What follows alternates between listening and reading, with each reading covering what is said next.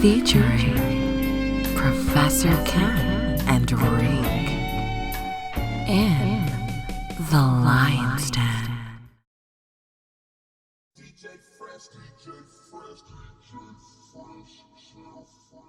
Another one that will, a lot of little young brothers should line up with once you lay it down is the persona doesn't match the player. A lot of people don't understand that particular meaning, and it usually takes an OG to pull their coat to something like that. The persona of, the person that this person is portraying to be doesn't match how they really living. Well, I personally believe, that your environment shapes and it makes you. Me growing up, my father being a player, me in and out of the house, they was hustling, selling dope and shit, gambling and dealing with all these type of women. I think that kind of shaped who I thought I wanted to be at that time. And so being around that and my uncles and all them being players and hustlers, it's easy for me to, adopt that lifestyle. At a very young age, I was thinking, in that realm and in them terms, I was gravitated towards those people. I used to go to the bar and sit outside and watch the OGs pull up in their Cadillacs and in their Mercedes and Rolls Royces. I used to go on the track and just look at the hoes work, because I was attracted to their lifestyle. I guess you could say I was born and not sworn, it was in me and not on me, and so therefore, a lot of the characteristics that I portrayed, the slick talking, the minks, the Versace suits, the Gators, the Rolls Royces, and the Maseratis, and all the fly stuff that I had over the years back in my career, I think that kind of signified who I was as a person. But I noticed that being in that lifestyle for all those years, there was a lot of guys that would pull up. Like this one guy named P, he pulled up in the car. He had 4 girls, and I could tell these was girls he had just met, and neither one of them was live in the game. They pulled up, he put them down, and all the P's was like, man, young dog popping, man. He had a Cadillac, rims on it, he had a little charm, he had a little Rolex and stuff, and everybody thought that he was the peak. And what I said from experience and being in life all my life, just knowing these type of dudes, I said, man, that dude, man, that's just beginner's luck. I said, if he around in 3 months, we'll know if he the truth. And to my credit, after 3 months, he had disappeared.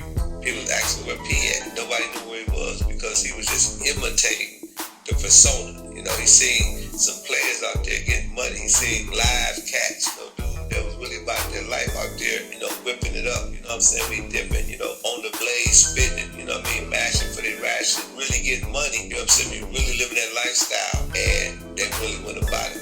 I used to always say this, man, and I say this to the day, you can always tell a player by his shoes. And why do I say that?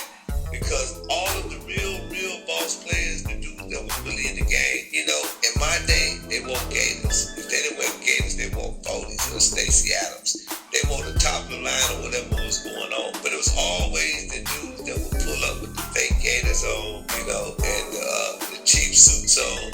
And they might have 2 or 3 chicks in the car, but they were never really real. If you're gonna wear fake shoes, you're gonna be fake in everything else you do. You see what I'm saying? Yeah. So that's how you can tell, like even the dudes nowadays, the dudes that, you see out there on the track, they got red bottoms on, like this one partner, I can't say his name because he's still active, but dude used to go to Neiman Marcus, he used to go to Tiffany's, and he used to buy the best red bottoms.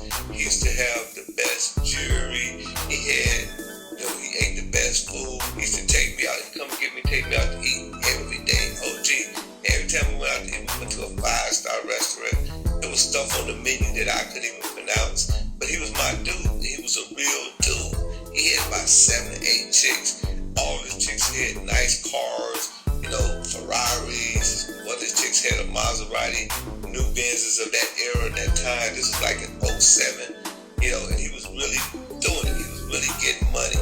And then, you had other dudes, that you could see, they had the fake red bottoms and stuff on, and they had the fake Versace glasses on, so on and so forth. And you could tell the difference between dude and them, and he was far more successful than they was. And the dudes that was out there faking, I no longer hear about them no more. But this same dude I'm talking about, he now owns 3 strip clubs. The dude got like, he got it going on like 4 or 5 Rolls Royces and stuff like that because it was in him and not on him. You know what I'm saying? He was about that life. You know, he's still doing good today. He just didn't tuck his game to another level, which any real dude would do. So it's in my opinion, you know what I'm saying, man, you know, if you real, everything about you gonna be real, you know what I mean? And, you know, it's gonna be, you know, things that you say out your mouth. You know what I'm saying? If you around a bunch of P's and you talking about P and they ain't talking about P, I'm talking about pussy. They ain't talking about how good the pussy feels, still about how good the pussy made it feel. Those P's gonna look at you like, man, who's this cat, man? This dude here, man, you know what I'm saying, me, man? It's tenderoni, man. He tender under the zipper. You know what I'm saying, man? You know, I mean, you know, he like the way it feels, not like the way it made it feel. So, you know, those little small things, you know, like even with gambling, there's certain things that you ain't gonna say to a real gambler. There's certain things that you ain't gonna say to a real P. There's certain things that you ain't gonna say to a real gangster. There's certain things that you ain't gonna say to a real cowboy. You know, real is real, fake is fake.